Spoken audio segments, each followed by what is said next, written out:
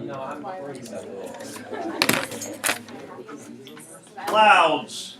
Clouds are not. Cirriform clouds and contrails. Now, when you're walking out, yes. Now, when you walk outside and you see the mist cloud-looking things from airplanes, you can go, "Hey, those are contrails." And now we're going to die because of those. Yeah, the government is spreading diseases to us. Mm-hmm. We have like 4 years left, so Serious, enjoy check them. it out. Google said it. The earth is flat. Vast majority of folks, both within this class and all throughout the course of the day yesterday, preferred the first passage to the second one. I think the first passage is certainly less formal. It's might be a little bit more readable. In some cases, I think people would say easier to understand. Some folks simply said it's more interesting, to me. Not that you're guaranteed to get a scientific passage on AP exam, but I would say there's a good chance that you'll get something that falls into one of these categories of scientific, mathematical based, or certainly more technical, research-based kind of passage. And certainly this one fits that bill because you do have some science, got some math going on, and certainly much more technical. You also notice that you do have 4 footnotes that go along with this one. And we haven't talked a whole lot about the footnote questions, and we'll do a little bit more of that in the upcoming weeks. 4 passages, I would expect 2 of them to have footnotes. So grand total, probably looking in the ballpark of 4 to 8 footnote questions among the whole test. I'm not a big fan of footnote questions. I don't think they're necessarily hard. I just think they take time. Because you look at all the options, and you look at the footnote, options, footnote, and you kind of have to double check yourself a lot. You will not get a question along the lines of which of the 4 footnotes does not fit proper APA documentation style or anything like that. But you will get questions, and this passage has one kind of like it. What does this part of the footnote mean? Who's the publisher? When did this conference take place? Where was it located? So they'll give you questions. Can you understand? Can you comprehend? Can you interpret the footnote? But they're not going to put a semicolon instead of a comma in a footnote and expect you to be able to figure out that error. Certainly, people reading different passages are going to have different experiences with it. For me, if I'm reading something like this that is scientific, I have to pay a lot more attention to it. Now, you can't use highlighters on the AP exam, so I kind of cheated. So I did my pen first, and then I went back with the highlighter just to distinguish some things so that we could kind of go over it on here. But the scientific, mathematical ones, I need to write stuff down just so I can follow along with what's going on with it. And it also keeps me a little bit more engaged in the passage. If you're dealing something that is not of interest to you, clouds. There have been passages before about different types of fish migration patterns. There have been passages before about a train museum. Some folks go, "Ooh, that's great," and others are going, "Why am I reading about trains?" So there's certainly going to be at least 1, maybe 2, maybe 4 passages that you don't have interest in. If that's the case, annotate it, mark it up. And I think it's a good idea to look for different things. For example, if I know that I see footnotes down here at the bottom, I'm looking to see where do those footnotes come in during the passage, and certainly kind of mark them off as I'm reading. So I would go, all right, I got a footnote right there. I have footnote over here. Number 4, I think, is at the top of the page, right there. And then number 3, because I want to be aware of when those footnotes get mentioned. Where'd number 3 go? Air traffic. There we go. I want to know where those are because I'm probably going to get questions somewhere dealing along with it. The other thing, and I'd say there's probably 2 more things I'm really paying attention for. And again, this is while I'm reading. I want to take a look at things that will be like transitional words that will link ideas together. So for example, starts off one paper. How does the second paragraph start off? Another key paper. So I know here I'm dealing with paper 1. Down here I'm dealing with paper number 2. Any transitional words also showing up in like first paragraph anywhere? So just lines 1 through 15. And it doesn't necessarily mean first, next, then. They say amazingly. Yeah. Something big's coming up after the word amazingly. And I think you have that similar thing down here in line 11 and 12, where this is a major claim. So I'm going to pay attention to things that come after lines like those. We had another key paper, third paragraph. Now, it's hard to make a meaningful comparison, but it lets us know that there's probably going to be some kind of comparison taking place. And a simple little transition again, but these studies would be an example that you could look at. I'd say in the air traffic paragraph, which would be fourth paragraph, there's a little transitional word that kind of lets me know there might be something important coming up. You're all about the transitional word. You can do the study island homework that Addie has to do all the time. You, I remember study island. That's awful. I got negative points on study island. Study island. I told the neighbor that did Addie tell you she's going to the beach next week?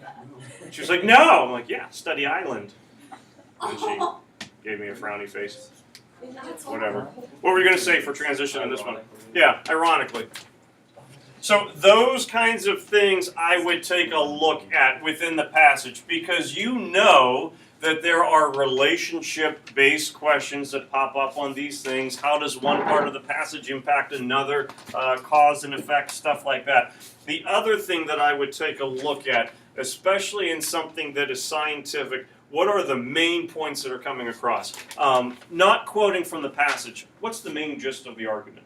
What's this person presenting to us, essentially, since we were talking about the clouds up there, or the ceiling tiles? Ceiling tiles will increase global warming. Especially that one. It was very You're getting sunburned right now. What's their main point?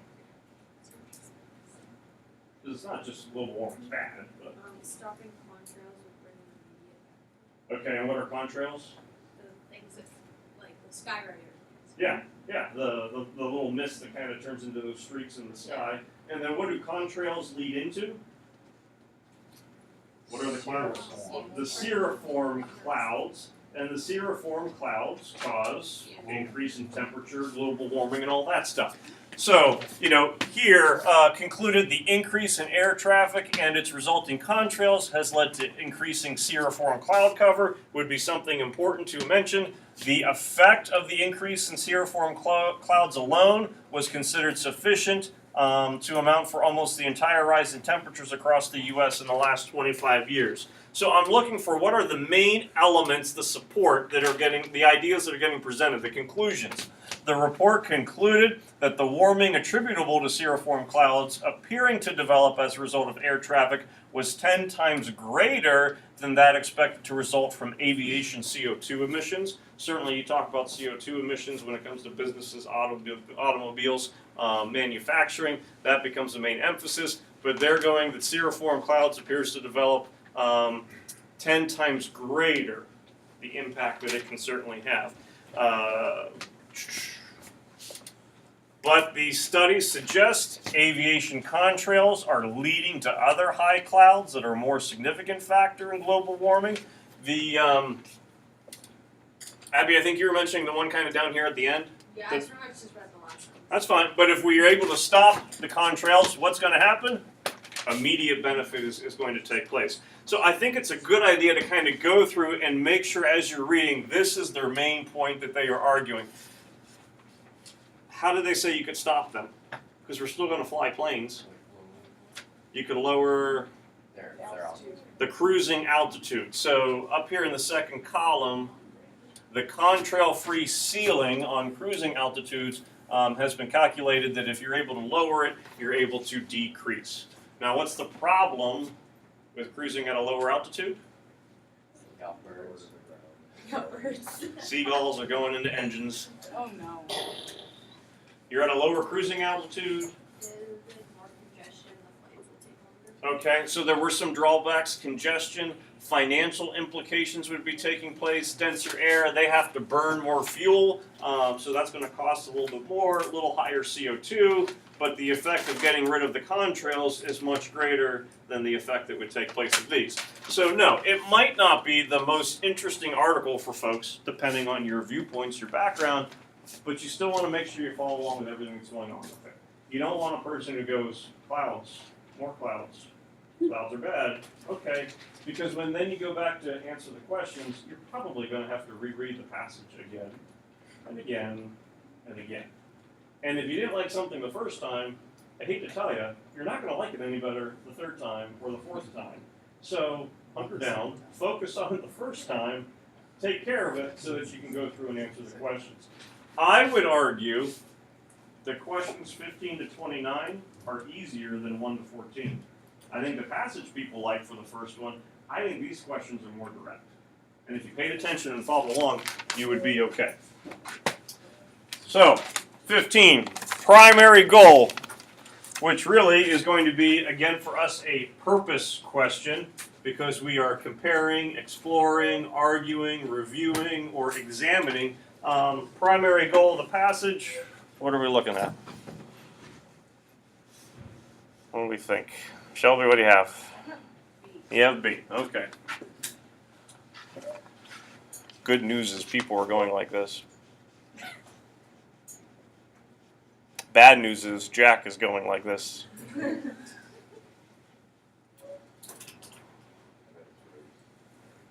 You bet it's right? No, that should be a tie. Because yesterday you would go, I put B, but I'm pretty sure it's wrong. Yeah. Maybe it was Well, here, I was pretty sure it was wrong. So you're pretty sure this one's wrong? Pretty sure this one's right. Pretty sure this one's right. B is correct. So we're exploring the relationship of air traffic to atmospheric temperatures.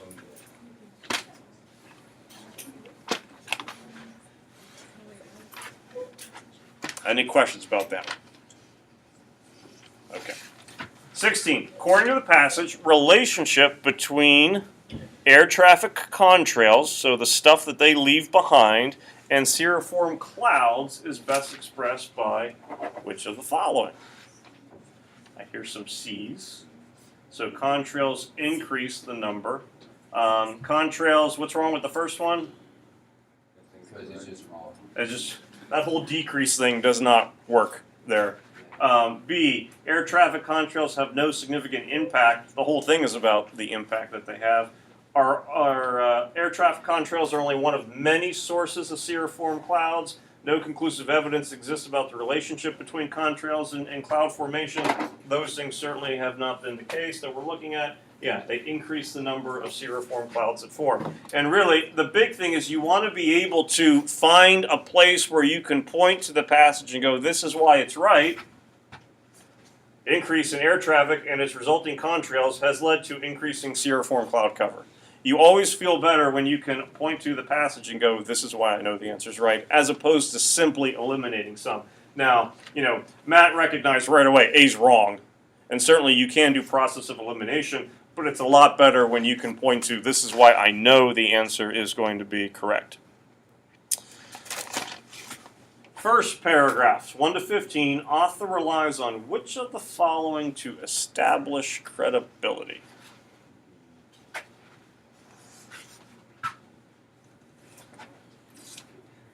Pretty sure that's right. I agree with Jack. Yeah. And Bill and Bob. First period, we also had Barry. Barry. Yeah, Bill, Bob, and Barry for B. Except for Not Burry, Barry. Book, I know. It was a guy. Booker, Booker T. Washington. Brockway, Bledsoe. At this point, I hope B's correct because we just wasted a lot of time for an incorrect answer. Data from a scientific study, one paper published in 2014. And yeah, you certainly have, 2004. or 2004, whichever. Back when you were, 5 years old. that stinks. That was a long time ago.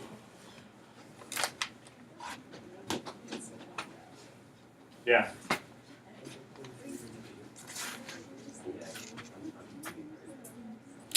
The function of the note in line 1. So we're looking now at that footnote. If you have a footnote or you have any kind of citation, why do you tend to cite things? Why did you have to cite from Invisible Man? Why did you have to cite outside sources? Like, what's the general purpose of citing? Like, show you where it's from. Okay, so I'm proving where I got it from. Essentially, what am I doing? I am documenting something. So now just because I see the word document doesn't mean I want to look at that. That's absolutely the correct answer right off the bat. You remember yesterday there was the one question about what does this suggest, and A was precision, and then it was followed by formlessness, and people saw precision, I think went, ooh, that's the correct answer, but the second part of it was not correct. But document, I am going to kind of look at a little bit more, the specific source for an empirical claim. If there's a word that some folks might have a little bit of an issue with, it's going to be empirical. Anyone give a definition for like empirical?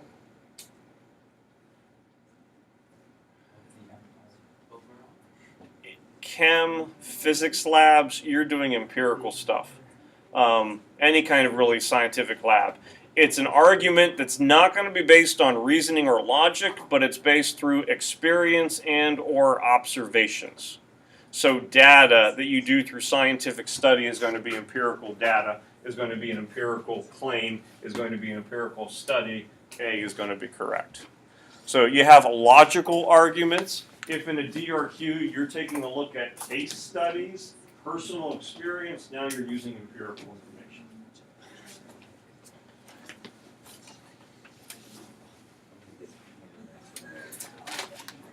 Hey, what do you know? We highlighted the word amazingly.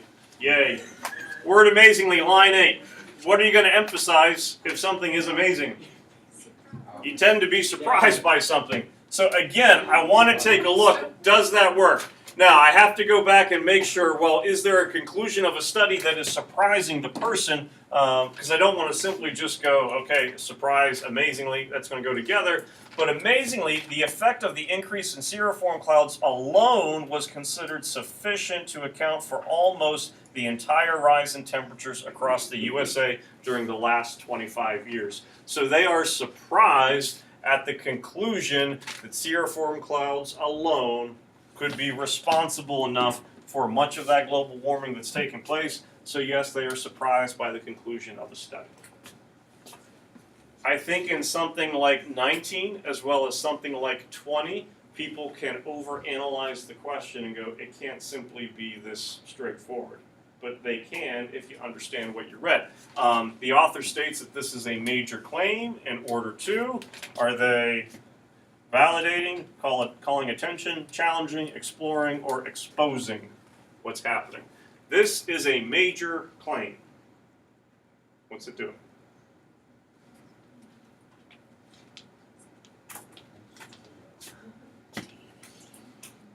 D. Shelby's going D. The head bobs are kind of happening again. Calling attention, highlighting its importance. Absolutely.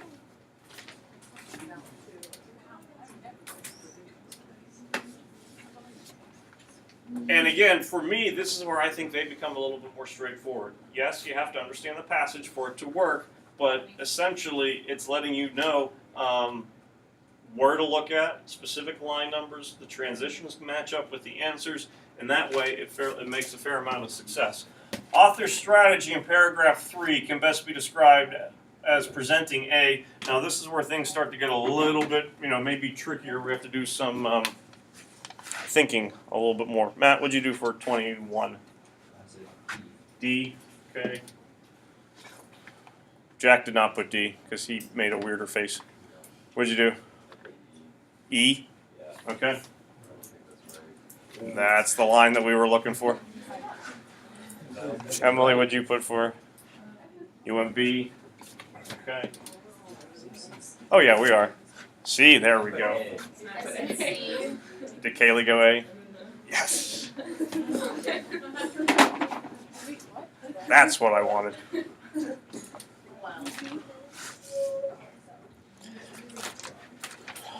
Paragraph 1. What's the main thing that they discover? I know we're looking at third paragraph, but I want to make sure we're clear about first two paragraphs. Paragraph 1 is based around, okay, a paper that's looking at the increase in cirriform clouds, which would be contributable to the contrails from the airplanes that are taking place. And this is focusing on the United States, where this has been happening for 25 years. So here we got like paper number 1. Down here, another key paper, So we have paper number 2. What is it deciding? What do cirriform clouds do? Global warming. And it kind of goes a step further. Not only are they partially responsible for global warming, but they are more responsible than the CO2 emissions that would be taking place. Now, it is hard to make a meaningful comparison between the environmental impacts of such differing factors as, on one hand, CO2 emissions from aircraft, which remain in the atmosphere for over 100 years and have a cumulative and global effect on surface warming, and on the other hand, aviation-induced cloud cover, whose warming effects are both localized and temporary. So CO2 stays in the atmosphere longer, more global effect. The contrails, local, temporary. But these studies suggest that aviation's contrails are leading to other high clouds that are a more significant factor in global warming than in CO2 emissions. What are they doing with the 2 viewpoints? Bless you. Well, they're, in some ways you could be saying juxtaposing them. They're looking at essentially the what of each argument.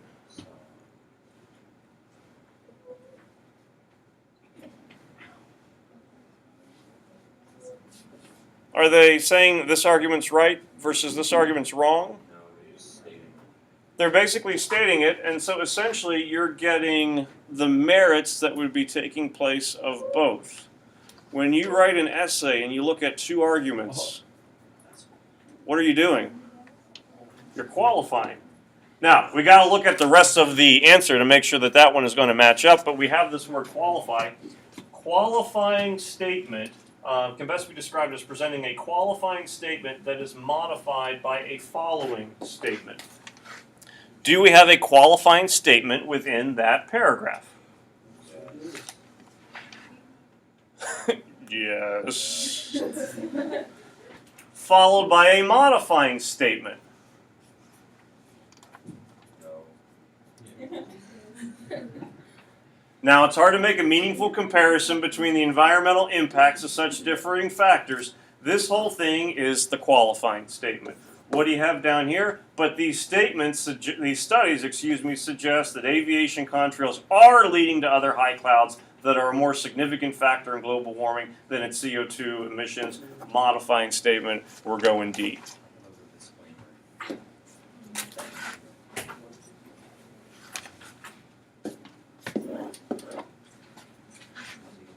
Hey. I knew that DRQ thing would come in handy one of these days.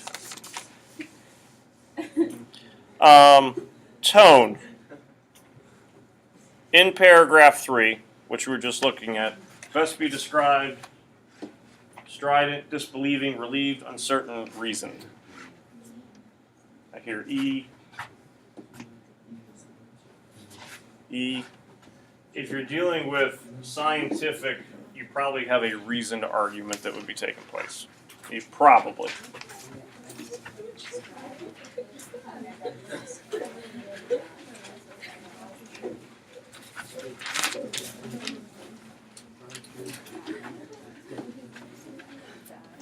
Lines 38 to 41.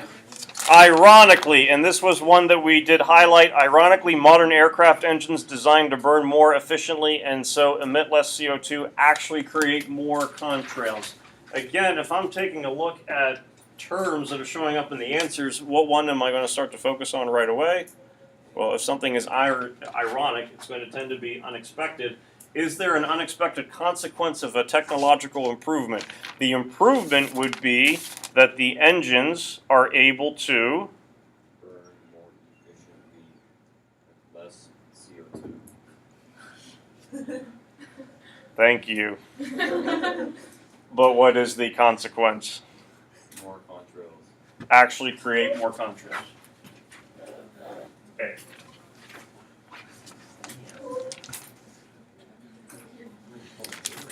Now we're jumping down to 59 to 70, so we're going in that second column. That would be if you had that cap on the flights in Europe explained by Dr. Bob Nolan. I like that it's Dr. Bob. That's what we got to his name. Really? Dr. Bob? Yeah. Not Dr. Robert. Dr. Bob. I don't know. I like Dr. Bob. Aircraft flying lower would result in all of the following consequences. Make sure you see the word except. If they fly lower, do they burn more fuel? Yes. Yes, it's going to be denser. Will it increase the number of cirriform clouds? We're pretty sure it's not, so we're thinking that one, but we want to double check. Will it emit more CO2? Well, if it's burning more CO2. If you are burning more fuel, you're going to emit more CO2. Increased financial costs, you're burning more fuel. Producing fewer contrails. Yep, that's the whole plan. So the answer for that one would be B.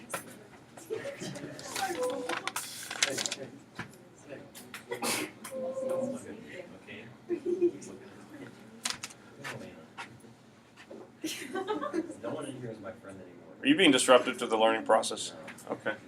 Yeah. 25, or questions, or line 65 then to 70. For 65 to 70, we are now taking a look at, still within that same paragraph down towards the bottom, those lines. So their findings suggest that though there would certainly be implementation difficulties such as increased congestion and longer flight times, the system could reduce contrail formation by between 65 and 95% compared with just a 4% rise in CO2 emissions. This can best be described as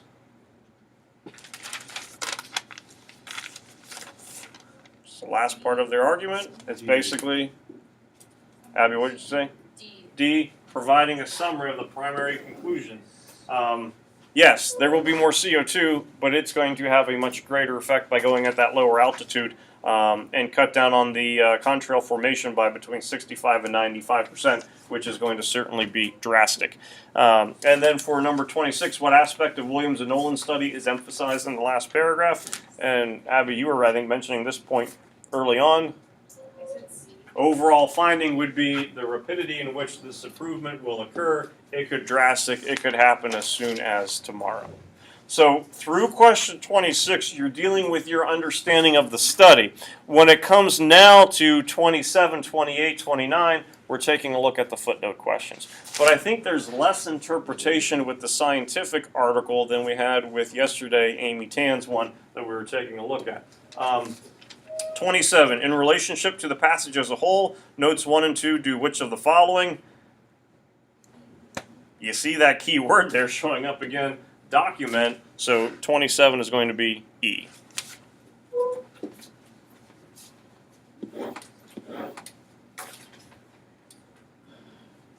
(28) Lexi, what'd you do for 28? I said A. You said A. Matt, what'd you do for 28? B? Jack, what'd you do?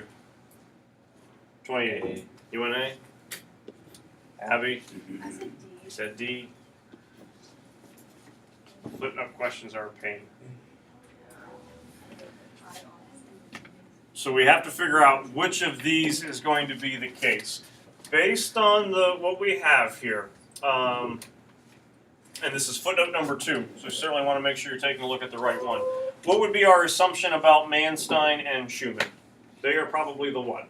Authors. Okay, we're going to assume that they are probably the authors, presenters. What are they the authors of? They probably wrote Observations of Contrails and Cirrus over Europe. Proceedings of the AAC conference. So here we're taking a look now at this AAC conference. What information can we probably assume about the conference? Well, it probably took place over June 30th to July 3rd, 2013. And where did it happen? Someplace in Germany. Friedrich. I don't like this question. Mainly because there's multiple answers that are correct. So, A, the 2003 AAC conference took place in Germany. I'm pretty sure that's right. as the first option, not looking at the other ones. That seems to probably make sense based on this proceedings going down through Germany. The presentation observations of contrails was given daily, June 30th to July 3rd. There's nothing letting me know that that happened on a daily basis. Manstein wrote and Schumann edited. There's nothing identifying any kind of specific roles, just that the two of them would be responsible. The conference title was Observations, but I'm pretty sure that what they wrote was called the Observations. And the AAC conference is held annually in Germany. We don't know that, we just know that that one was. So 28 is A. 29 was C, both published and unpublished, since you have this one down here. Jack, how many? Well, like, it was down in Alabama. So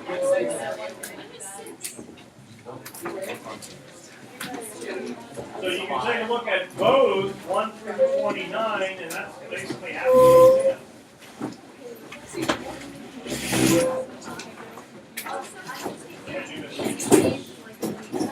Or that one.